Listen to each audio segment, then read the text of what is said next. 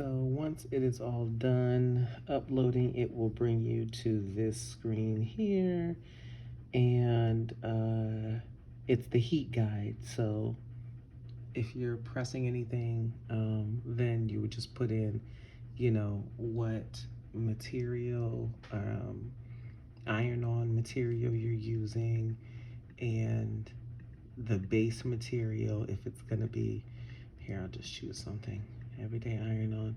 If you're gonna be putting it on 100% cotton, and then if you're gonna use the Easy Press mat or a towel, and then hit submit, and it'll tell you the heat settings for it. So that's it.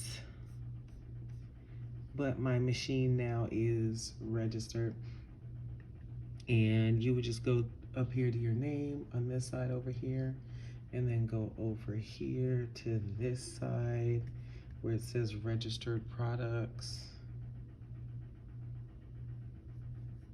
and then here it'll list the products that are registered, and then any other products over here.